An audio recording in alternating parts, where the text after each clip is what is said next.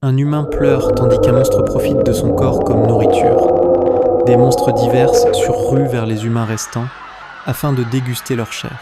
Au sein de ce champ de bataille, une explosion retentit tandis que la présence de 2 titans était visible. Un homme serre fermement son épée puis lance son attaque destructrice. Son rival le bloque, mais il continue son enchaînement de diverses manières. En s'arrêtant par manque de force, il pense que c'est impressionnant de la part du chevalier infernal. Cet homme est l'épée suprême de l'Empire. Il répond au nom de Eo. Le chevalier de la mort le regarde tandis que son casque est soudainement fendu en 2 par le coup d'épée reçu plus tôt. Il remarque qu'il était touché plus tôt, mais ses yeux sont soudainement revenus à la normale. Le chevalier de la mort est choqué et confus par cette scène funeste. Un être pense que c'est vraiment parfait. Il a enfin anéanti de ses propres mains cet empire maudit. On dit que plus l'attente est longue, plus la vengeance est douce. Il vient d'accomplir cette promesse millénaire. Peut-il imaginer la joie qu'il ressent? Cet être est un Arkli, de son vrai nom Dor. L'empereur de l'empire de Hélios, Howard Adelwright, lui traite de misérable. A-t-il osé exterminer tous ses sujets? Il est un sale démon. Même l'enfer sera trop doux pour lui. L'Arklich le regarde. Alors a-t-il fini son discours? Peut-il enfin lancer la cérémonie de couronnement à présent? L'empereur ne s'attendait pas à ça pour un être tel que lui. Dor lui répond qu'il a unifié le continent pour la première fois de l'histoire. Être appelé empereur n'est pas un excès. L'empereur n'a ressenti que son impuissance face à cette situation. Dor remercie ses seigneurs démons pour leurs efforts et demande aux chevaliers de la mort de l'apporter la couronne impériale. Les seigneurs démons applaudissent la prouesse de leur chef, tandis que le chevalier de la mort se dirige droit vers lui. Il dit à son chevalier le plus loyal que c'est principalement grâce à lui qu'il en est arrivé là. Comment peut-il le récompenser pour cela? Le chevalier de la mort resta silencieux. En y réfléchissant, c'est une question stupide. Il est son esclave. Le servir est sa plus grande joie, alors qu'il allait attraper la couronne qu'il convoitait tant. Cette dernière se fait trancher sous le regard de ses seigneurs démons. Dor a créé une barrière protectrice, tandis que ses seigneurs démons se précipitent pour stopper le chevalier de la mort. L'Arklich a senti quelque chose. Il demande au chevalier de la mort ce qu'il fait. Au sein de son esprit, il pense qu'il l'a bloqué. Alors comment? Il n'a jamais ordonné une telle chose. Enfin, je bouge selon ma volonté. L'Arklich lui demande comment peut-il parler. Il avait pourtant anéanti toute sa conscience. Ça n'était qu'illusion. Je n'ai jamais disparu. J'étais piégé dans ce corps alors que j'observe tout. L'Arklich pense que c'est impossible. Il est vraiment son chef-d'œuvre. Pour sa loyauté, il lui accorde une petite séance de défoulement aujourd'hui. Juste le temps de trouver un moyen de reprendre le contrôle. Ses seigneurs démons se ruent vers le chevalier de la mort, tandis que ce dernier resta impassible avant de lancer son attaque destructrice qui les anéantisse tous. L'Arklich ne s'attendait pas à l'annihilation de ses seigneurs en une seule attaque. Dans ce cas, il utilise une compétence lui permettant de ramener des morts vivants à la vie. Ces derniers attaquent aussitôt le titan. Il leur demande d'arrêter et de se soumettre. Il a immédiatement pris leur contrôle avant de les faire tous exploser en même temps. L'Arklich pense que ce n'est pas possible. Il a créé un monstre comparable à un dieu. Oui, il sent bien la colère. Il comprend, lui aussi. Il l'était. Au sein de son esprit, il se dit que le chevalier de la mort ne doit pas croire avoir gagné, même si ce corps est détruit. Il transférera son âme dans un autre hôte, et il lui dominera à nouveau. Le chevalier de la mort lui dit que lorsqu'il était enfermé dans ce corps pendant des siècles, il a toujours cherché un moyen de le tuer. Il se met en position, et répond à Dor que c'est pour cette raison qu'il a conçu un art de l'épée capable de tout trancher, même l'âme. Dor pense que c'est impossible. Ça paraît dangereux, il va d'abord esquiver. L'attaque a traversé son corps, tandis que ce dernier resta silencieux. Comme il s'en doutait, ce genre de technique ne peut exister. Mais quelque chose qui ressemble avec du sang commence à sortir de sa bouche, tandis que le ciel forme une tornade qui l'aspire avant de se faire exploser. Seule sa tête squelettique est retombée sur le sol, tandis que le chevalier de la mort lui demande d'aller en enfer, avant d'écraser sa tête. L'empereur était surpris par cette scène, et ne comprend pas ce qui se passe. Le chevalier de la mort est tombé, plongé dans une solitude sans fin. Il pense que c'est fini. Il lui reste une dernière chose à faire. Il tient fermement son épée et pense que s'il peut les revoir, même dans la mort. Je leur dirai pardon, que je suis désolé. Et aussi, pardon à ma famille. Le chevalier de la mort s'est transpercé lui-même. Une voix interpelle Damien. Cette voix, est-ce grande sœur ? La voix demande à Damien pourquoi dort-il ici. En ouvrant les yeux, il pense qu'heureusement qu'avant de sombrer en enfer, il peut la voir. Quoi ? Pourquoi est-elle si jeune ? La fille pense qu'il lui flatte soudainement. Veut-il qu'elle prenne sa défense face à papa ? Très bien, il doit faire confiance à sa grande sœur. Mais il doit vite entrer puisqu'il risque de pleuvoir. Le garçon regarde sa sœur s'en aller. J'ai détruit ce manoir de mes propres mains. Est-ce que je rêve là ? Ou bien, et si tout cela n'avait été qu'un rêve, je vois une branche d'arbre à quelques centimètres de moi. Je pense que je le saurai en vivant à nouveau. Je prends et tiens fermement la branche dans ma main, tout en me positionnant face à un rocher. Je pense que c'est parfait comme ça. Je me suis précipité prêt à frapper le rocher. Je suis un peu surpris, mais je pense que c'est de la folie. Le rocher se fissure avant d'être complètement explosé. Je suis figé par ce que je viens de voir. Mais pour une raison inconnue, je ne peux m'empêcher de rire. Je me suis rabaissé tout en serrant ma main alors qu'il pleut des cordes. Mes larmes et cette pluie ne font qu'une. Ce n'était pas un rêve. Je suis bel et bien retourné dans le passé. Dans ma vie antérieure, j'avais un talent, celui de ternir l'honneur de la famille. Son père lui demande s'il est vraiment devenu taré. Il s'est fait expulser du bar après avoir foutu le bordel. Se rend-il compte d'à quel point il a déshonoré leur famille ? Son petit frère est venu le voir et lui demande pourquoi a-t-il frappé le jeune maître du marquisat Lion-Blume. À cause de lui, leur sœur est forcée d'aller voir ce sale voyou. Pourquoi a-t-il emprunté de l'argent en utilisant les terres familiales comme garantie ? Pourquoi ? Le talent de saboter l'avenir de la famille, et même le talent de perdre les propriétés familiales. Et finalement, grâce à ce talent, il s'est fait expulser de la famille, alors qu'il allait tranquillement quitter la famille. Une personne l'interpelle. En se retournant, il remarque que c'est sa sœur. Cette dernière lui demande de prendre au moins cet argent. Il doit être heureux. Le garçon ne s'attendait pas à ça. Au sein de son esprit, il pense que même si sa vie a été entièrement ruinée par sa faute, elle le porte encore dans son cœur.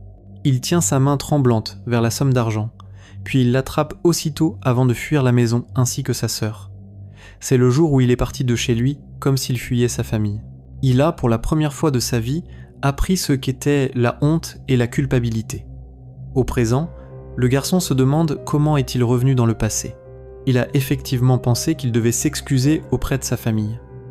Mais de là à retourner dans le passé, serait-ce un miracle divin ? Le garçon observe sa main et pense qu'en effet, à cet âge, rien qu'une petite utilisation de sa compétence est difficile. On l'appelait brise-vague. C'est une technique qui amplifie de plusieurs fois l'impact d'un coup. C'est une technique qu'il a obtenue en tuant le chevalier appelé. Une personne l'interpelle, ce qu'il a immédiatement ressorti de son esprit. En se retournant, il remarque un garçon qui se dirige vers lui.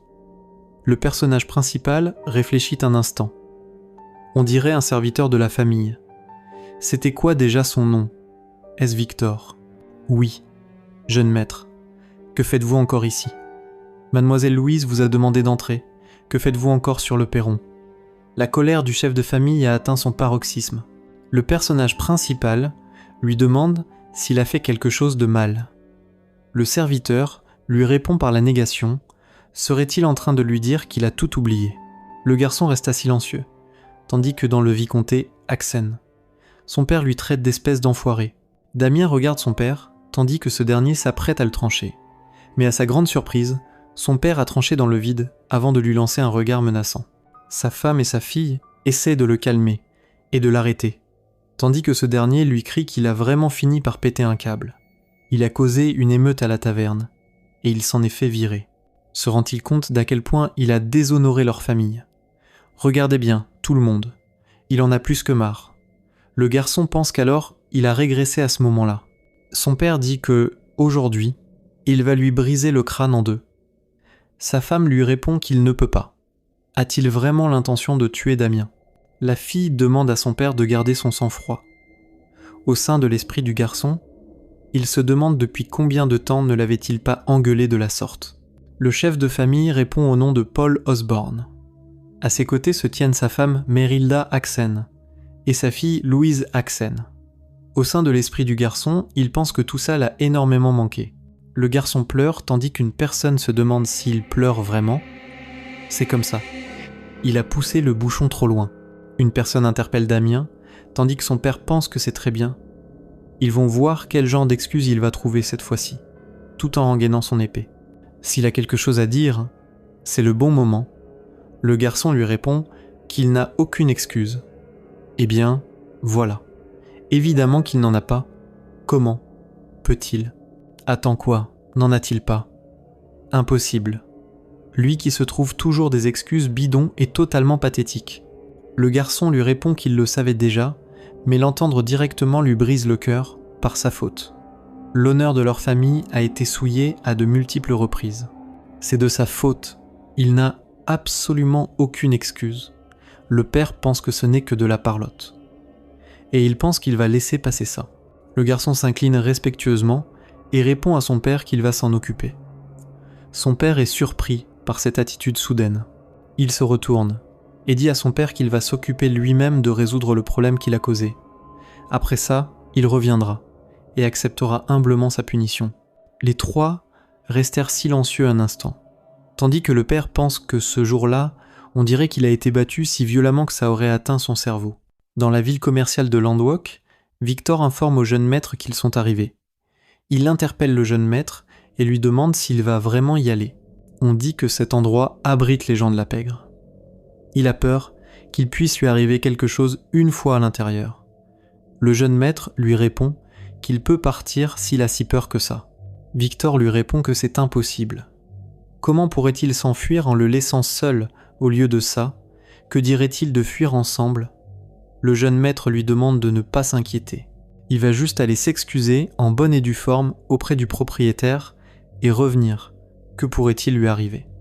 Il s'en occupe, vite fait, bien fait, et il revient. Au sein de l'esprit de Victor, il espère que tout se passera pour le mieux, tandis que le jeune maître s'avance tranquillement.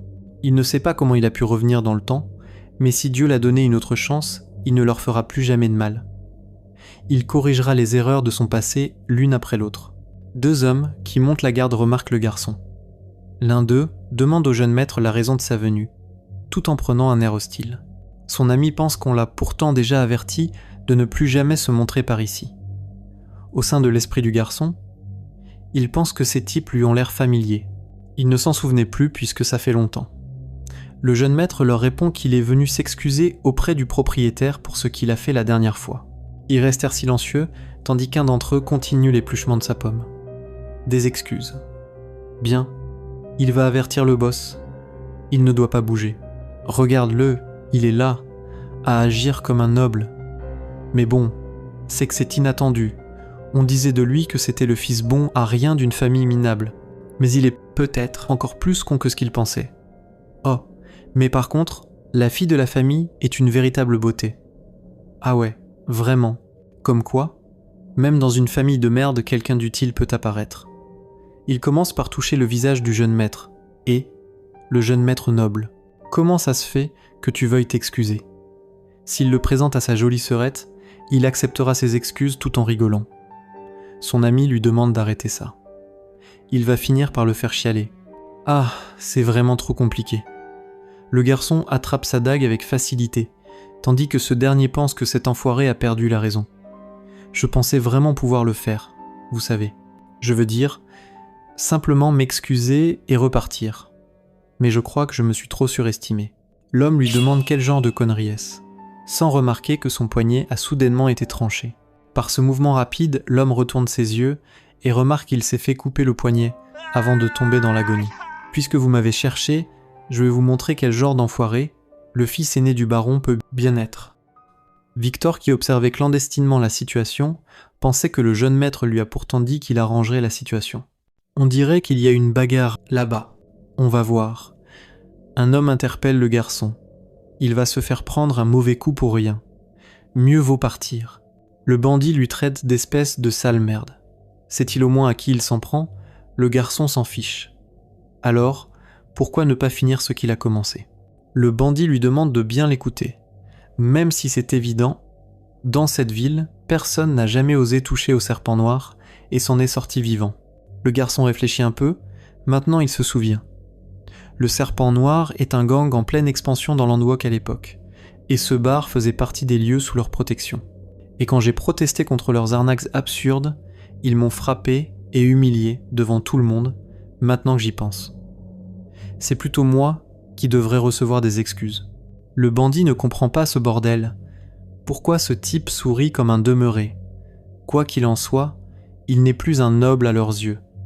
Il doit se préparer à morfler. Il se précipite pour trancher le garçon, tandis que ce dernier évite son attaque sans effort, avant de complètement le faire perdre son équilibre, jusqu'à s'écraser sur le sol. Franchement, j'aimerais tous vous tuer. Mais je vais me contenir pour ma famille. Le bandit, tétanisé par la peur, lui demande d'attendre un peu, mais c'était trop tard pour négocier. Le jeune maître les observe tandis qu'une voix demande qui peut bien être. Ce taré ? Est-ce qu'il y en a d'autres ? Le chef lui demande s'il vient d'un autre gang. À quelle organisation appartient-il ? Rien de tout ça. J'étais venu pour des excuses, mais on dirait que c'est moi qui vais en recevoir. J'ai un compte à régler avec le patron. Alors guide-moi gentiment. Le chef ne comprend rien à son baratin. S'il refuse de coopérer, on va juste l'attraper et le faire cracher le morceau. Il demande aussitôt à ses hommes d'attraper le garçon. Ils se précipitent tous, tandis que ce dernier pense que ça devient chiant. Le garçon utilise sa vitesse afin de les terrasser les uns après les autres. Avant de s'arrêter, le chef n'en revient pas. Un homme pleure, tandis que le garçon pense qu'il a merdé, dire qu'il est essoufflé pour si peu. Est-ce qu'il y en a d'autres ? Le chef lui répond par la négation. Il a eu tort. Il prie le garçon de l'épargner. Mais ce dernier ne se soucie guère de sa supplication.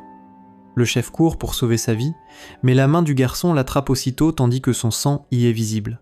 À l'intérieur, les gens profitent de cet instant présent, tandis qu'une personne a soudainement attiré leur attention.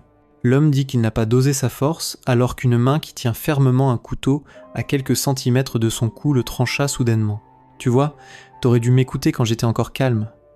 Le garçon se tient droit devant la porte du bar tout en observant silencieusement la foule. Face à ce meurtre soudain, les gens se précipitent tous vers la sortie.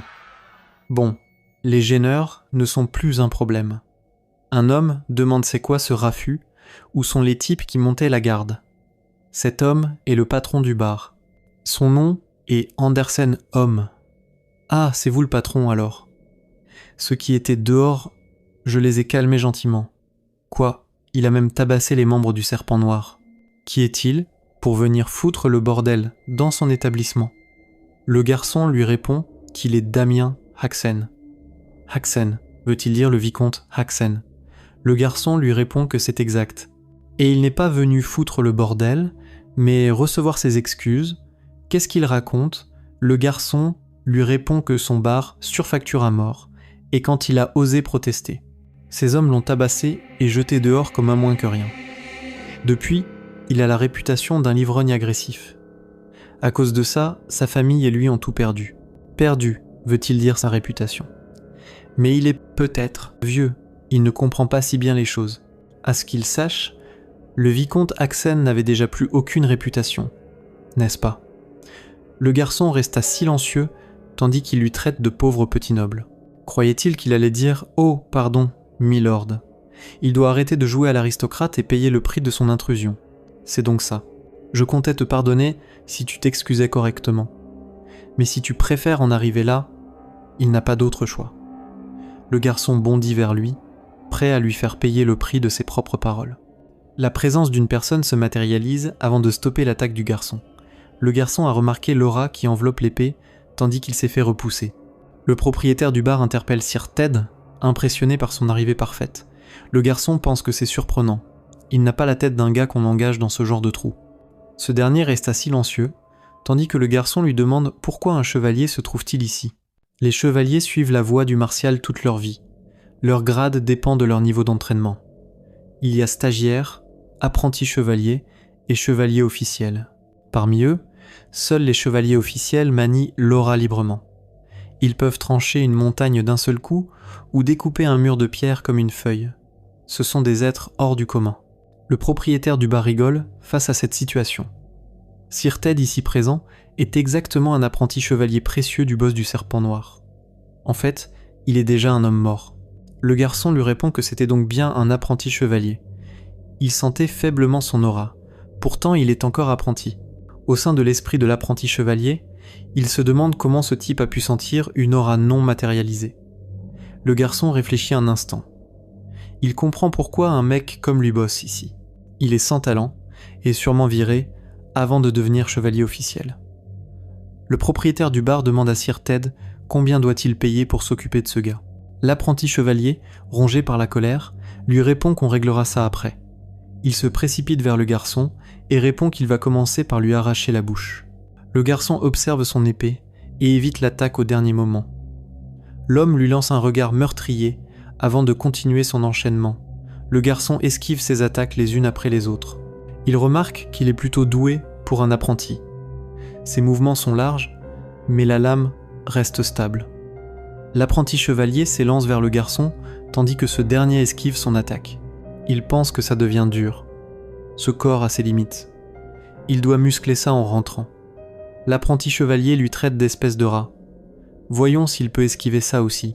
Il se met en position, tandis que le garçon a remarqué que cette technique lui est familière. Cette technique est une technique secrète nommée l'épée meurtrière. Le garçon ferme ses yeux tout en se concentrant.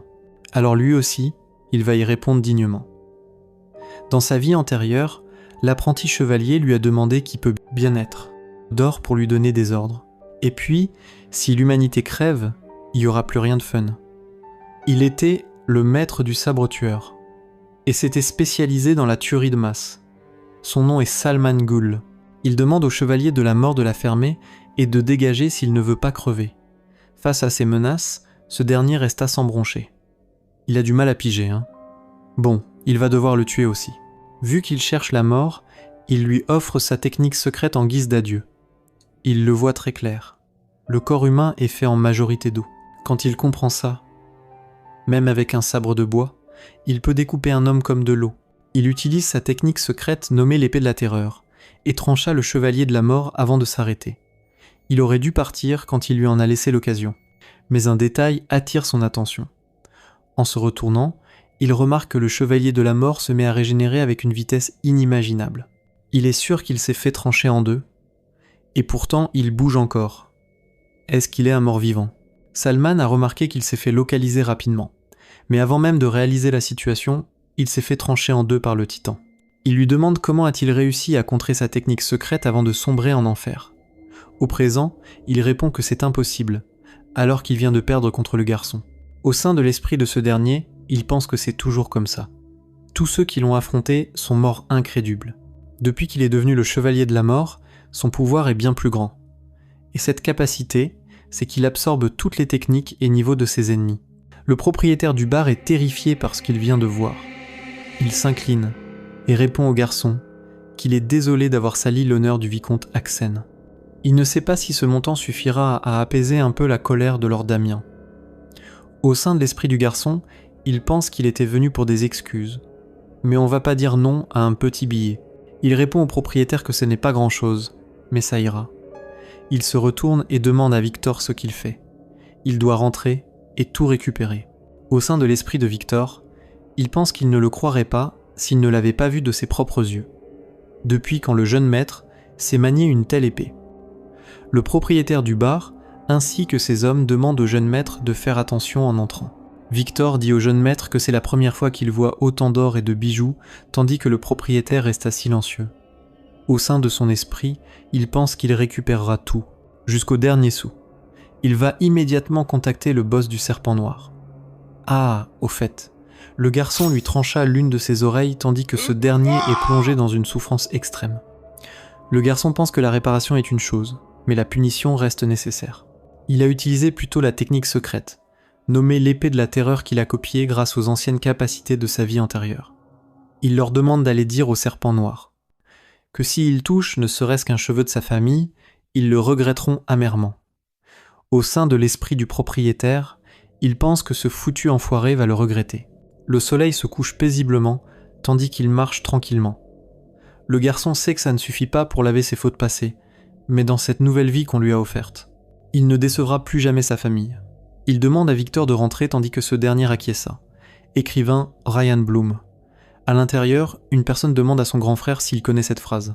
L'amour va toujours avec la douleur. Son grand frère lui demande c'est quoi ce truc sorti de nulle part. Avec sa tête de tragédie là, part-il en duel ou quoi? Ce dernier lui répond par la négation. Il part juste à la recherche de l'amour. Au sein du manoir Axen, le jeune maître ainsi que Victor marchent tranquillement. Tout en bâillant, le jeune maître pense qu'il a enfin eu une vraie nuit de sommeil. Quant à Victor, il répond au jeune maître qu'il aimerait être à sa place. Lui, il n'a pas fermé l'œil, inquiet à cause d'hier. Le jeune maître lui répond que tout s'est bien passé, même si ce n'était pas exactement ce qu'ils ont prévu. Mais ils ont reçu une belle compensation et surtout, les rumeurs vont être divulguées. On dira au bar que le fils aîné des Axen a sévèrement corrigé ceux qui l'ont offensé. Ça va être suffisant à faire réfléchir ceux qui méprisent leur famille. Et l'image du fils dégénéré du vicomte changera peut-être, un peu, au sein de l'esprit de Victor. Il pense qu'il ne l'aurait pas cru, mais le jeune maître a un vrai sens de l'auto-analyse.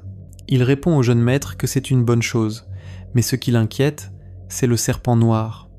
Il a ruiné leurs hommes et même leur apprenti chevalier.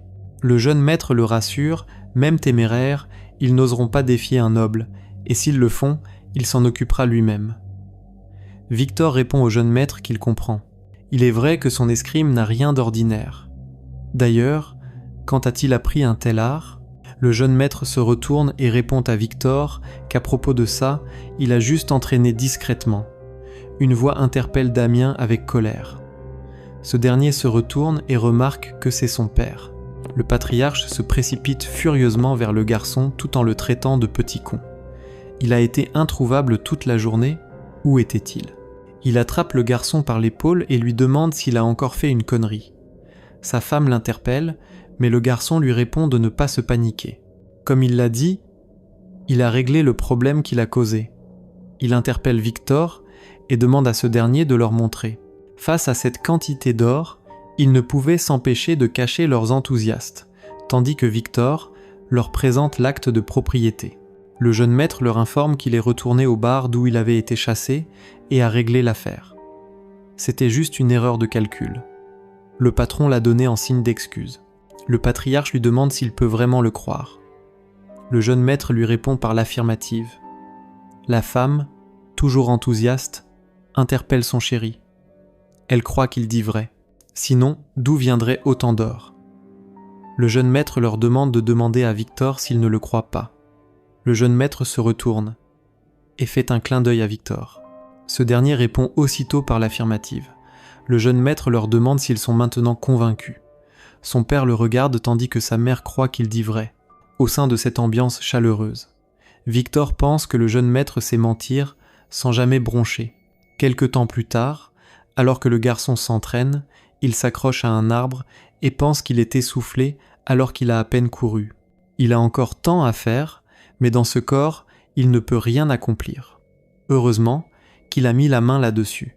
Lorsqu'il a demandé au propriétaire du bar de l'expliquer ce que c'est. Il lui a répondu que c'est une potion d'endurance et de vitalité créée par l'école d'alchimie. Le garçon lui demande de lui en dire un peu plus sur l'école d'alchimie. Le propriétaire du bar lui répond que l'école d'alchimie est un groupe d'alchimistes spécialisés dans la fabrication des élixirs. Au sein de l'esprit du jeune maître, il pense qu'il s'en souvient. Leurs potions étaient échangées contre leur poids en pierres précieuses. Quelle chance il a eu! Au présent, le garçon boit la potion. Et une fois terminée, cette dernière a immédiatement fait effet. S'il veut devenir fort rapidement, il doit d'abord renforcer ce corps. Il doit retrouver son ancien niveau. D'or. Dans quelques années, les morts vivants qu'il a créés apparaîtront dans le monde. Avant ça, je dois avoir la force de le tuer. C'est la seule façon de protéger le bonheur de ma famille. Cette fois encore, je te tuerai, d'or. Dans la ville de Landwalk, au quartier général du Serpent Noir. Un homme déguste son poulet et pense qu'il ne peut rien faire pour lui. C'était pourtant leur meilleur atout. Ses subordonnés lui demandent ce qu'ils doivent faire de Sir Ted. Ils pensent qu'ils pourraient encore le soigner. L'homme en question leur demande juste de laisser tomber. Ils peuvent le jeter. Cet homme est le boss du Serpent Noir. Son nom est Cedric Walker. L'un des hommes se retourne et lui demande s'il est sûr. Ce dernier se relève, il a pourtant été clair. Il leur demande de se débarrasser de lui. On n'a pas besoin de chiens inutiles. On peut engager n'importe qui avec de l'argent. Une voix lui demande si c'est comme ça que les choses se terminent. Le boss s'arrête, tandis que Sir Ted se tient debout. En se retournant, il est impressionné de voir qu'il peut encore bouger. Alors, qu'en dit-il ? S'il se fait soigner, il pourrait le réengager. Ce dernier serre les dents et tient fermement son épée. Il se précipite vers le boss pour le tuer et répond à cet enfoiré qu'il n'a pas besoin de son aide. Alors qu'il allait le tuer, il a l'impression que quelque chose l'en empêche. Lorsqu'il regarde ses pieds, il voit qu'il s'en est fait ligoter par quelque chose qui ressemble avec une corde. Dans l'instant suivant, ça commence à matérialiser autour de son corps, tandis qu'une personne demande au boss du Serpent Noir s'il peut considérer ceci comme sa première mission. Le boss lui répond par l'affirmative et espère voir un peu son niveau. L'apprenti chevalier lui traite d'espèce de salaud. Il doit le lâcher. L'homme ne se soucie guère de ses paroles et commence son incantation aussitôt. L'apprenti chevalier a eu du mal à se contrôler face à cette énergie sinistre, tandis que des entités démoniaques apparaissent pour l'engloutir. Malgré sa supplication, seule sa chaussure est restée intacte après cette scène funeste. Le boss du Serpent Noir pense que c'est dégoûtant. L'homme lui demande s'il est satisfait. Ce dernier le confirme. Mais la prochaine fois, il espère que ce soit plus propre. L'homme lui répond que c'est compris. Alors, quel est son prochain contrat ? Le boss lui répond que c'est justement pour ça qu'il l'a fait venir. Un noble leur a causé du tort et c'est compliqué de le viser directement. Il doit lui faire du mal sous n'importe quelle forme. Plus c'est brutal, mieux il sera payé. Le boss lui donne son avance tandis que l'homme le remercie et lui répond qu'il peut compter sur lui pour cette mission. Le personnage principal s'entraîne durement. Il s'arrête un peu et pense que les effets des potions sont plutôt bons. Son endurance a augmenté de manière notable en seulement quelques jours. C'est tout de même étrange. Pour que rien n'arrive pendant des jours. Il était certain que les serpents noirs voudraient le voir. Un détail attire son attention. Le garçon se retourne vers la direction du bruit, et comme il le pensait, ces enfoirés de serpents noirs sont déjà présents. Mais à sa grande surprise, il attrape un jeune garçon et remarque que c'est son frère, Abel. Ce dernier, au bord de l'étouffement, interpelle son grand frère. Damien le relâche tandis que son petit frère, Abel Axen, pense qu'il est devenu plus fort depuis la dernière fois. Il a cru que sa gorge allait être brisée. Damien se souvient du moment où son petit frère était mort dans sa vie antérieure. Il resta silencieux un instant et répond à son petit frère qu'il est désolé. Il ne voulait pas le faire du mal, il lui tend la main pour l'aider à se relever, mais Abel le nie et lui répond qu'il n'est pas venu ici pour des excuses. Il a entendu Père dire qu'il était allé à la taverne et qu'il avait reçu des excuses. Mais il a découvert qu'une bagarre avait éclaté et que beaucoup de personnes avaient été blessées. Il est certain que son frère n'a pas pu faire ça. Est-ce qu'il ment à la famille maintenant ? Le garçon lui répond par la négation, et lui informe que c'est vrai parce qu'il l'a fait lui-même. Son petit frère se relève brusquement. Il ne peut même pas se battre. Qu'est-ce qu'il raconte ? A-t-il embauché quelqu'un ? Damien lui répond qu'il l'a dit, il l'a fait. Mais Abel lui demande d'arrêter de mentir. Il est peut-être capable de tromper le reste de la famille, mais pas lui. Dans tous les cas, il ne doit plus causer de problèmes qui pourraient faire honte à leur famille, considérant à quel point ils ont dû nettoyer ses dégâts. Le jeune maître caresse doucement les cheveux de son petit frère. Au sein de son esprit, il pense que c'est vrai. Abel a toujours eu une personnalité simple et directe, et c'était quelqu'un qui se souciait de sa famille plus que n'importe qui.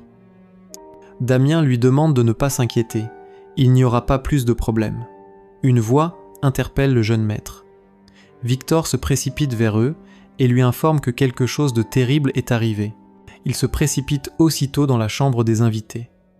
Son père le remarque tandis qu'un jeune garçon sirotait calmement son thé. Il remarque Damien et pense que le timing est parfait, puisqu'il est là Il était justement en train de parler au vicomte à propos de ce qui s'était passé à la salle de banquet. Il demande de le pardonner d'être passé si soudainement. Son père l'a découvert, donc il n'avait pas le choix. Au sein de l'esprit de Damien, il pense avoir une impression, mais il semble qu'il a déjà eu affaire avec ce type, Ewin Lyon-Bloom. Ce dernier pense qu'il se souvient très bien de ce qui s'est passé à la dernière soirée mondaine. Lors de cette soirée, Damien lui a demandé « Qu'est-ce qu'il vient de dire ?» Ce dernier lui répond qu'il n'a rien voulu dire par là. S'il a été offensé, il s'en excuse. Quoi ? N'a-t-il pas voulu dire ça ? N'était-ce pas suffisant de se moquer de lui ? Il s'est même moqué de ses yeux, et il ose dire qu'il n'a rien voulu dire. Tout en souriant, Ewin déclare que ce type est vraiment saoul. Quand est-ce qu'il a dit quelque chose comme ça ? Il s'approche du garçon et lui murmure à l'oreille. Que va-t-il donc faire s'il l'a vraiment dit, tout en le traitant de putain d'enfoiré ? À l'époque, Damien aurait dû supporter ses provocations. Mais à la place, il l'a frappé, tandis que ce dernier souriait sous l'impact du coup. Qu'au présent, le garçon pense que c'était étrange qu'il prenne un de ses coups de poing aussi facilement pour quelqu'un qui était quasiment un chevalier à part entière, tout en serrant le poing. Le garçon a donc deviné ce qu'il voulait vraiment. Il interpelle le vicomte Axen. C'est une histoire embarrassante, mais il admire Dame Louise depuis longtemps. Le vicomte lui demande où veut-il en venir. S'il vous plaît, il doit lui donner sa permission pour le mariage entre lui et Dame Louise.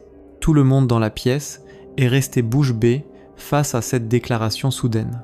Au sein de l'esprit de Damien, il pense que dans sa vie antérieure, il leur a aussi menacés en prenant avantage sur les faiblesses de leur famille. Donc, il vient de nouveau sur ce sujet de cette manière. Ewin leur informe que si on le fait, on peut réduire cet incident à une simple affaire de famille. Alors, l'affront que lui et sa famille ont subi pourra naturellement être négligé. Le vicomte lui répond qu'il ne peut pas autoriser cela. Louise a déjà un fiancé avec lequel elle est en relation. Par conséquent, Ewin s'est interposé avant la fin du discours du vicomte. Alors, comment va-t-il prendre sa responsabilité pour l'affront qu'il a subi ? Est-ce que la maison du vicomte Axen peut gérer la colère de sa famille ? Il doit faire son choix.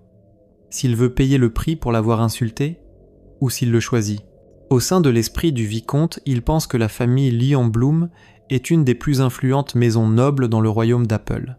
Mais il ne peut pas donner sa fille à cette infâme crapule lubrique. Louise répond que c'est très bien. Elle accepte cette proposition. Son père lui demande de quoi est-ce qu'elle parle. Sa mère lui demande d'attendre. Maman et papa vont trouver une solution. Abel répond à sa sœur que c'est vrai. Alors pourquoi devrait-elle être celle qui prend les responsabilités pour ce qu'il a fait ? Damien pense à sa sœur tandis que cette dernière répond que c'est bon. Elle va suivre sire. Ewin, dans cette vie aussi, à cause de lui, sa sœur est forcée de se marier. Au sein de l'esprit d'Ewin, il pense que c'est terminé. Il se lève et répond à Dame Louise qu'elle est vraiment sage. Il s'approche d'elle et lui informe qu'il enverra quelqu'un officiellement dans un avenir proche. Alors, on discutera des spécificités. Damien se dresse sur son chemin. Ce dernier demande au jeune seigneur Damien s'il a quelque chose à dire, ou il suppose qu'il devrait l'appeler beau-frère maintenant.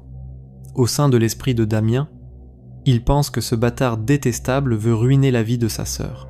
Sa sœur l'interpelle tandis que ce dernier murmure quelque chose. Qu'est-ce que c'était que ça, beau-frère ? Il ne peut pas l'entendre clairement, mais une droite l'envoie valser dans l'air.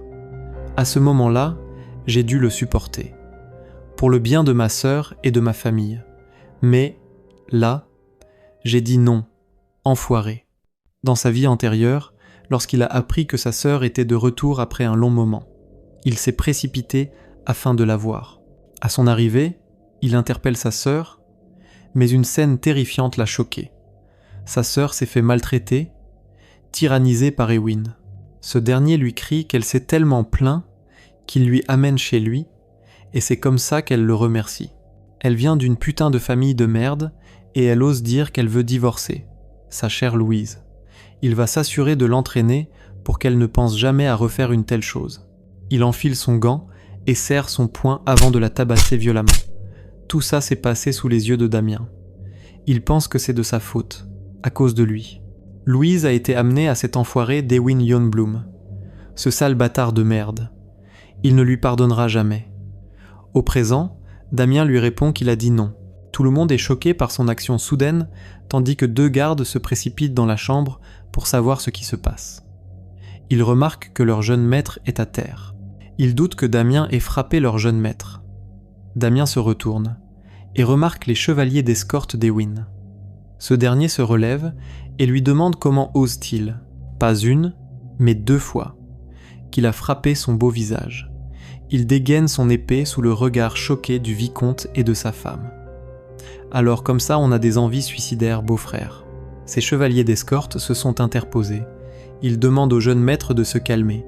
Ils vont s'en occuper, trop de gens leur regardent en ce moment. Ewin leur demande de dégager. L'un des chevaliers lui répond par la négation. Il doit lui laisser gérer cet enfoiré insolent. Un coup de poing le neutralise. Le jeune maître lui a pourtant dit de dégager. Damien Axen, je te le redemande. Comment comptes-tu arranger la situation ? Au sein de l'esprit de Louise, elle pense qu'Ewin ne va pas laisser Damien s'en tirer. Elle le supplie d'arrêter tandis que Damien est intervenu. Il répond à Louise que tout va bien. Il va s'occuper de tout. Au sein de son esprit, il pense que c'est hors de question qu'elle se sacrifie à nouveau. Et surtout, pas à cause de lui, il demande à Ewin de faire un duel. Ce dernier est surpris tandis que Damien lui informe que c'est un duel à l'épée. Si Ewin gagne, il lui donne ce qu'il veut. Mais s'il gagne, Ewin doit oublier tout ce qui s'est passé jusqu'à présent. Ce dernier pense que cette proposition ne lui apporte rien du tout. En plus, Mademoiselle Louise a déjà dit qu'elle acceptait. Damien lui demande pourquoi l'évite-t-il à ce point. Ne lui dit quand même pas qu'il a peur de lui. Au sein de l'esprit d'Ewin, il pense que ce sale bâtard a réussi à lui mettre un coup. Et voilà qu'il se la pète. Lui qui se demandait comment il allait pouvoir lui faire payer. Ça tombe à pic. Pendant qu'il y est, il va le rendre infirme et la récupérer. Il répond au garçon qu'il accepte ce duel. À l'extérieur du manoir, ils se sont tous rassemblés tandis que les 2 combattants se tiennent face à face. La femme demande à son chéri si on ne devrait pas essayer de les arrêter. Le père pense qu'il a l'air confiant. Damien doit avoir quelque chose en tête. Sinon, il ne reste plus qu'à espérer qu'un miracle se produise. Au sein de l'esprit d'Abel, il pense que son père se trompe. Il ne doit pas s'attendre à l'arrivée d'un miracle. Ewin Ljungblom a déjà le niveau d'un chevalier accompli. Damien n'a absolument aucune chance de l'emporter. Ewin lui demande comment compte-t-il se battre. Il n'a même pas d'épée. Damien lui demande de ne pas s'en faire pour lui. Ça suffira largement pour le battre. Ils étaient tous perplexes de constater que Damien utilise une fourchette comme son arme. Ewin rigole face à ça, on dirait que la peur l'a fait perdre la boule. Il se précipite et ne compte pas y aller doucement avec lui. Le garçon esquive son attaque, tandis que ce dernier se met en rogne. Dans ce cas, il continue son enchaînement avant de lancer sa technique d'épée féroce du rugissement du lion. Lorsque la fumée commence à se dissiper, cette dernière laissa place aux traces d'épée, tandis que Damien est ressorti indemne. Les chevaliers ne s'attendaient pas à ça. Ils se demandent comment l'a-t-il désarmé. Ewin ne pouvait pas contenir sa rage. En une fraction de seconde, il a esquivé toutes les techniques de son épée du rugissement du lion. Au sein de l'esprit de Damien, il pense qu'il a bien fait de s'entraîner. Ewin est ébranlé en plus. Damien a déjà complètement analysé le style de l'épée du rugissement du lion. Avant sa régression, il avait déjà affronté et battu son frère, Michael Ljungblom, lors d'une bataille au sommet. Pas moyen que lui, à son niveau, ait pu surpasser son frère. Il observe le garçon tandis que ce dernier pense qu'il a eu de la chance de tout éviter. Voyons voir s'il pourra éviter ça. Au sein de l'esprit de Damien, il pense que ça va être dur d'éviter ça. Qu'est-ce qu'il doit faire ? Ewin se précipite, prêt à terrasser son ennemi. Au sein de l'esprit de Damien, il pense qu'une technique d'épée sacrée serait la plus appropriée. Une explosion retentit tandis qu'Abel, ainsi que sa sœur, sont curieux de savoir ce qui se passe. Ewin remarque que son attaque a été bloquée. Il est surpris de constater qu'une fourchette était la cause. Damien utilise une technique secrète nommée 10 000 flots retournant à leur point d'origine pour désarmer Ewin. Il se précipite aussitôt pour lui faire ses adieux avant de lui trancher le cou. Après lui avoir fait ses adieux pour lui trancher la gorge, tout le monde était choqué tandis que les chevaliers d'escorte interpellent leur jeune maître. Damien lui a fait une coupure sur le cou avec sa fourchette, tandis qu'Ewin est troublé par ce qui vient de se passer. Au sein de l'esprit de Damien, il pense qu'au vu de ce qu'il a fait, même le buter des dizaines de fois ne suffirait pas, mais cette fois-ci, il va laisser passer pour le bien de sa famille. Alors, qu'en dit-il ? Le résultat du duel lui a l'air plus que clair. Est-ce qu'il a quelque chose à redire ? Alors, comme promis, il doit dégager. Quelque temps plus tard, lors du dîner familial, Damien leur remercie pour le repas. Il se lève et leur informe qu'il va s'entraîner avant de quitter la salle. Un silence s'est installé tandis que la mère interpelle son chéri. Ne va-t-il vraiment rien lui demander à propos de ce qui s'est passé hier ? Quant à Abel, il est un peu traumatisé, il n'arrive toujours pas à y croire. Son frère, qui était aussi faible que lui, a vaincu le grand Ewin Lionblum si facilement.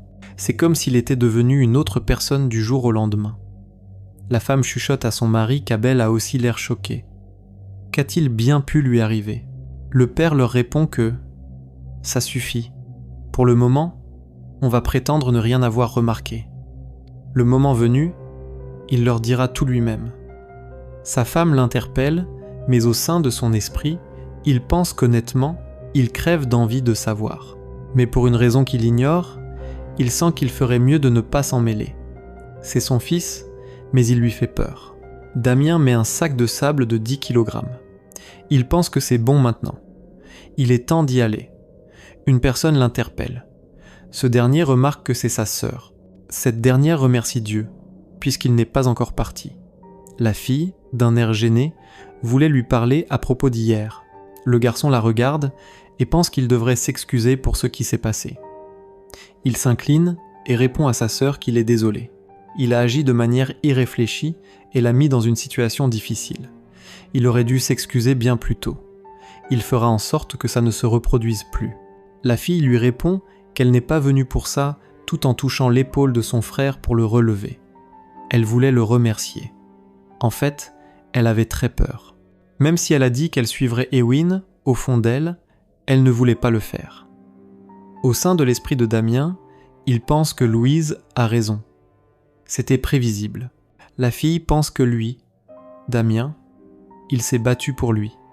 Elle était désolée, mais également très heureuse. C'est pour ça qu'elle tenait vraiment à le remercier. La fille le remercie encore une fois tandis que Damien la regarde et sourit un peu.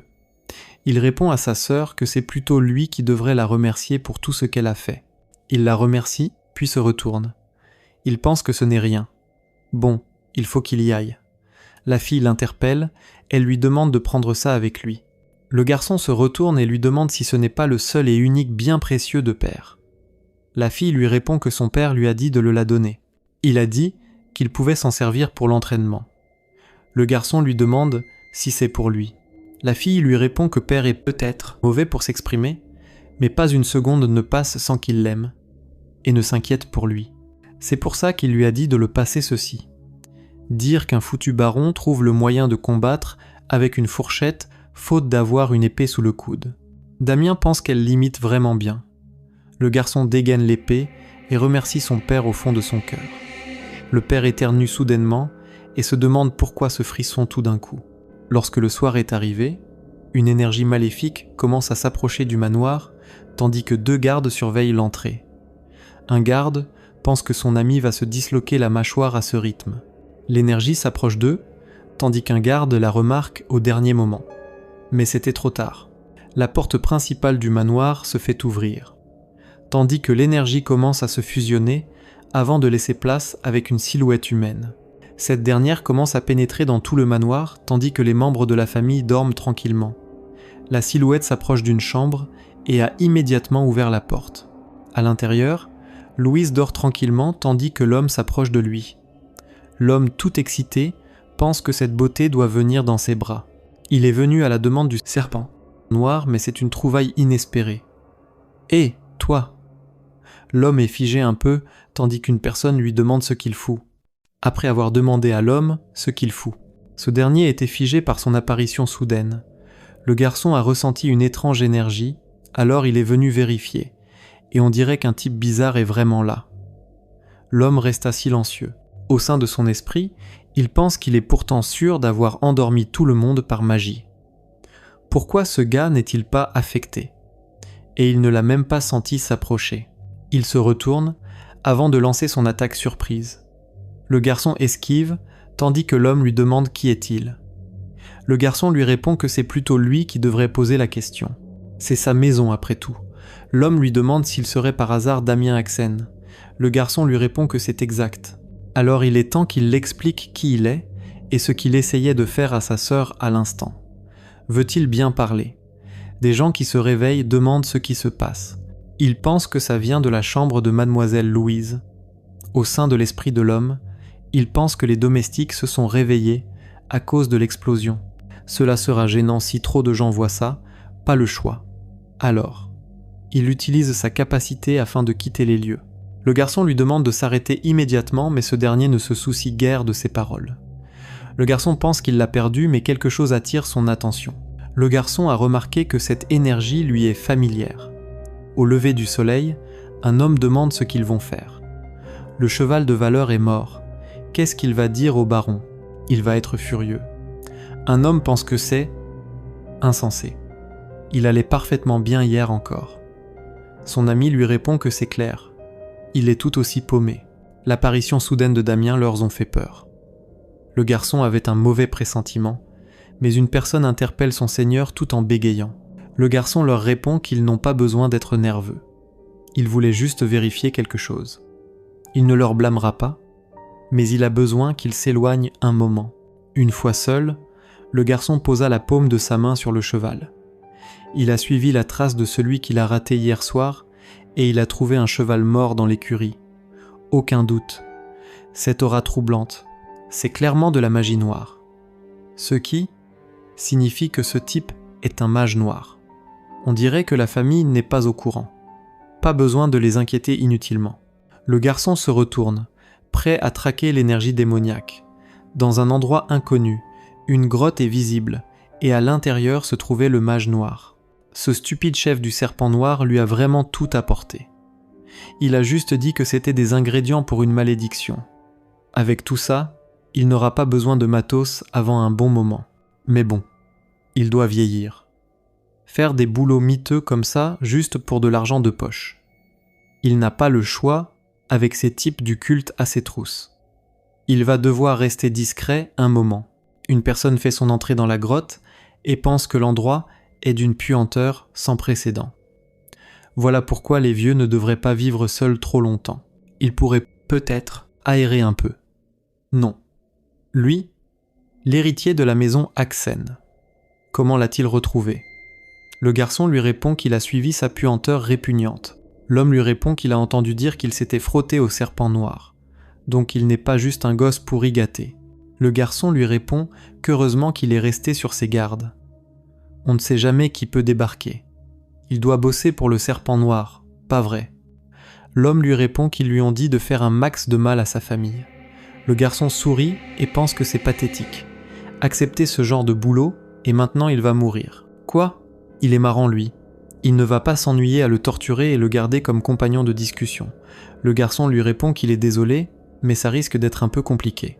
Il a juré dans cette vie de ne tuer que si c'est nécessaire. Mais il y a une exception, et ce sont les sales mages noirs comme lui. Alors l'a-t-il aussi deviné. Il n'est pas normal. Mais s'il s'enfuit maintenant, il est foutu. Il doit crever, tout simplement. Le garçon esquive ses attaques et s'apprête à le trancher. L'homme remarque qu'il est trop tard pour esquiver, tandis que le garçon le trancha. L'homme utilise son énergie démoniaque et commence à rire bruyamment. Le garçon remarque que son corps tranché se régénère. C'est donc ce pouvoir qu'il a vu au manoir. Il est plutôt doué pour quelqu'un qui accepte des boulots aussi minables. L'homme lui dit que ce genre d'attaque ne marchera pas, mais avant même de terminer sa phrase, le garçon le trancha tandis qu'il s'évapore. Dans ce cas, il va le réduire en poussière. L'homme pense que c'est pas mal. Ça explique son attitude arrogante. Mais quand même, le moment où il a franchi ce seuil, il était déjà un homme mort. Le garçon se retourne, tandis que sa main droite s'est fait neutraliser, alors que des créatures étranges s'apprête à le dévorer. L'homme lui informe qu'il a posé des enchantements partout ici pour le cas où le culte le poursuivrait. Le garçon pense que ça peut devenir très dangereux, tandis que l'homme pense qu'il va regretter de s'être frotté à un commandant Yulan, pourri, et crève jusqu'au dernier morceau de ton corps. Après avoir dit au garçon de regretter d'avoir défié un cadre de Yulan. L'énergie démoniaque commence à l'envelopper jusqu'à ce qu'il ne soit plus visible. L'homme a repris sa forme d'origine et traite le garçon de petite merde arrogante. Il a cherché sa propre mort. Il se souvient que le boss du serpent noir lui a dit que plus le résultat est extrême, plus la paye sera haute. Le mage noir pense que techniquement, il a bel et bien accompli la demande. Maintenant que la nuisance est éliminée, la femme qu'il a vue hier, une voix retentit. Est-ce une malédiction de putréfaction ? L'homme qui s'est fait interrompu se retourne. À sa grande surprise, le garçon s'est libéré facilement de son emprise. Le mage noir lui demande comment se fait-il qu'il n'ait rien. Comment a-t-il pu bloquer sa magie ? Qui sait ? Au sein de l'esprit du garçon, il pense qu'honnêtement, il est aussi surpris. Comment se fait-il que l'autorité ait pu s'activer ? Dans sa vie antérieure, Dor a créé l'autorité que l'on nomme le pouvoir des dieux. Il se retourne et interpelle son chevalier de la mort. Il lui a donné le meilleur des corps et lui a incrusté de sorts extraordinaires. Pourtant, il n'est toujours pas satisfait. Il va être son épée ultime et l'incarnation du mal le plus pur. Dor se fait une petite coupure dans la paume de sa main, par conséquent, il lui transmet tout son pouvoir pour faire de lui l'arme ultime. Dor regarde l'autorité tandis que cette dernière explose aussitôt. Il se concentre et commence le rituel d'initiation, tandis que le chevalier de la mort se tienne au milieu. Dor a remarqué la puissance écrasante, tandis que l'autorité commence à fusionner avec tout son corps et son âme, avant de libérer une puissante lumière aveuglante. Dor pense qu'en fin de compte, la voilà, l'autorité des dieux. Au présent, le garçon pense que c'est bel et bien l'autorité de cupidité qu'il a obtenue du temps où il était chevalier de la mort. Il a cru qu'avec sa régression, elle avait elle aussi disparu. Le mage noir lui lance une attaque surprise. Le garçon esquive de justesse. Le mage noir lui demande de répondre. Comment a-t-il pu survivre à sa magie ? Le garçon lui répond que tout le monde garde des atouts cachés. Au sein de son esprit, il pense que ce type a dit qu'il était un cadre de Yulan. Il a entendu parler de Yulan. C'est une organisation qui se spécialise dans l'assassinat en utilisant la magie noire. C'est pas étonnant qu'il soit compétent. Au sein de l'esprit du mage noir, il pense qu'il a un mauvais pressentiment. Prolonger le combat pourrait s'avérer risqué. Autant en terminer maintenant. Il gardait ça pour faire face au culte, mais il va devoir l'utiliser maintenant. Son bracelet commence à rayonner tandis qu'il commence à accumuler de l'énergie tout en se concentrant. Le garçon a remarqué la grosse quantité de mana noir. Il pense que ce bracelet doit être un artefact qui stocke et relâche le mana. Le mage noir ne sait pas comment il a bloqué sa magie, mais il ne pourra jamais faire face à ça. Il lui demande de brûler dans les flammes de l'enfer, tandis que son attaque s'apprête à tuer le garçon.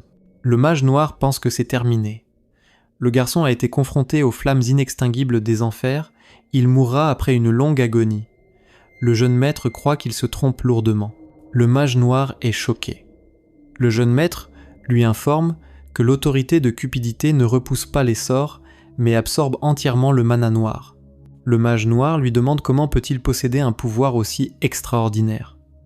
Le jeune maître lui répond que ce ne sont pas ses affaires. Il doit se dire simplement qu'il a un meilleur équipement. Au sein de son esprit, il pense qu'il a envie de vomir.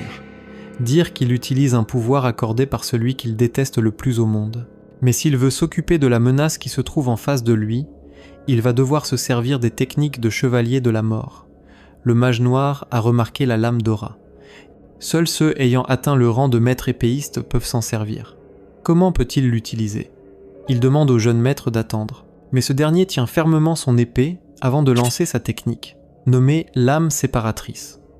Le mage réalise qu'il est trop tard pour esquiver, tandis que la grotte ne pouvait supporter l'attaque de Damien. Elle commence à s'effondrer tandis que le titan est resté debout. Après l'effondrement de la grotte, le garçon demande au mage noir de parler avant de mourir. De cette façon, il lui réduira la douleur. Donc, où est la planque des serpents noirs ? Quelque temps plus tard, dans la ville commerciale de Landwalk, À l'intérieur d'une calèche, Victor demande au jeune maître ce qui va se passer cette fois. Pourquoi retourne-t-il à Landwalk? Ce dernier répond à Victor, son plus fidèle serviteur, de rester silencieux s'il a décidé de le suivre. Victor pense que son visage est rayonnant, mais le livre qu'il est en train de lire est un peu sinistre. Sur quoi se concentre-t-il? Ceci est un livre de magie noire. Il l'a acquis récemment en tuant cet enfoiré de mage noir. Victor pense qu'il blague encore. Même s'il est un ignorant qui ne sait pas lire, il sait à quel point c'est dangereux et difficile d'obtenir un livre de magie noire. Mais quelle est cette odeur depuis tout à l'heure? Victor se retourne, tandis que la calèche s'est arrêtée. Le jeune maître lui informe qu'ils sont arrivés. Il demande à Victor de lui rendre un petit service. Victor, un peu hésitant, lui demande ce que c'est. Le jeune maître lui informe que c'est une tête. Le garçon est resté silencieux un instant. Jeune maître, je vous l'ai dit, peu importe ma stupidité, faire des blagues comme ça c'est. Le garçon n'en pouvait pas terminer sa phrase. À l'intérieur du sac se trouve quelque chose de terrifiant. Il le balance aussitôt, tandis que Damien l'attrape sans difficulté. Victor interpelle le jeune maître, mais ce dernier lui demande de se calmer. Des gens les regardent. Victor demande au jeune maître ce que c'est. Ce dernier répond à Victor qu'il lui expliquera plus tard, mais il y a quelque chose qu'il doit faire pour lui avant. Il doit le livrer à l'endroit qu'il lui a indiqué. Comme ça, il n'y aura pas de problème plus tard. Quant à Victor, il pense que c'est problématique. Devant le quartier général du Serpent Noir, 2 hommes montaient la garde. Une personne s'avance vers eux et pense qu'ils doivent sûrement vivre une belle vie pour une bande d'enfoirés de gangsters. Il traite le garçon de bâtard et lui demande « Qui est-il » ? « Je suis Damien Haxen, du vicomté Haxen. » L'un d'eux pense que ce nom lui rappelle un jarret de porc. Qu'est-ce qu'il fout à dire son nom complet comme ça? En l'observant attentivement, il demande à son ami d'attendre. Il croit que c'est le mec dont le patron parlait, donc ils savent déjà qui il est. Il a des affaires à régler avec leur patron. Ils doivent se décaler. Oh, vraiment? Alors vas-y, rentre. Le garçon pense qu'ils sont surprenamment raisonnables. L'un d'eux prend son arme et tire aussitôt. Le garçon est un peu confus tandis que le borgne lui demande si c'est ce qu'il pensait qu'il allait dire. Des assassins se dirigent aussitôt vers eux. Le garçon lui demande ce qu'il a fait. Le borgne lui répond que ce n'est rien d'autre qu'un cadeau de bienvenue de la part du boss. Le garçon remarque qu'il s'est fait encercler de tous les côtés. Il esquissa un sourire et pense qu'ils vont le regretter. À l'intérieur, un homme sirote calmement son alcool et pense que grâce à Cédric, ils vivent un grand moment aujourd'hui. Cet homme est le gouverneur de Landwalk. Son nom est Sébastien Baker. Un homme sous l'effet de l'alcool demande un autre verre. Il est le chevalier gardien de Landwalk. Il répond au nom de Robert. Le chef du Serpent Noir pense que l'honneur est pour lui, puisqu'ils s'amusent tous les deux. Le gouverneur pense qu'il a raison. Le chef du Serpent Noir l'informe qu'il serait reconnaissant s'il le visite à sa guise. D'ailleurs, Cédric, à propos des entreprises que les autres organisations possédaient. Je pense que le Serpent Noir peut très bien les gérer. Le boss lui demande s'il est sérieux. Le gouverneur pense qu'il est vrai. Les Serpents Noirs devraient gérer tout le domaine de divertissement. Le boss en est heureux, mais il se demande si les autres ne vont pas s'y opposer. Le gouverneur pense qu'il peut simplement les supprimer avec son autorité. Le chevalier lui informe qu'il se sent mal, qu'il n'y a rien qu'il puisse faire pour aider. Le boss du Serpent Noir lui répond que rien que protéger la ville est quelque chose dont il lui est reconnaissant. Ce n'est pas facile de maintenir l'ordre dans une grande ville telle que Landwalk. Il savait qu'il était humble, mais il n'a pas besoin de se rabaisser autant. Le chevalier pense qu'il dit vrai. Le gouverneur lui informe que s'il a besoin de quelque chose, il doit juste le dire. Ce dernier s'incline et présente ses remerciements à tous les deux. Un sourire malicieux se dessine sur son visage. Il pense que la courbette devant des ordures comme eux va bientôt se terminer quand les serpents noirs auront complètement pris le contrôle de la ville. À ce moment-là, ce seront eux les enfoirés qui feront des courbettes devant lui. Une personne se précipite aussitôt dans la chambre, tout en interpellant le patron. Ce dernier lui demande ce qui se passe. Ne voit-il pas qu'il y a des invités ? Le subordonné lui répond qu'il est désolé. Il est venu pour lui faire un rapport. Le boss quitte aussitôt la table et lui demande de cracher le morceau. Le subordonné s'avance vers son oreille pour lui transmettre l'information. Le boss crie aussitôt le nom de Damien Haxen. Au sein de son esprit, il se demande ce que fout ce putain de mage noir. C'était une bonne chose de prévenir ses subordonnés en avance. Le boss lui répond qu'il a compris, il peut disposer. Le subordonné lui demande de l'excuser, mais est-ce que c'est une bonne idée de le laisser tranquille ? Le boss lui demande pourquoi il s'inquiète tant, il est juste en train de se diriger vers sa propre tombe. Le garçon boit une potion et se met aussitôt à l'assaut. Il pense que cela ne se déroule pas comme il le prévoyait, mais quelqu'un lui doit une faveur, donc il ne va pas s'inquiéter.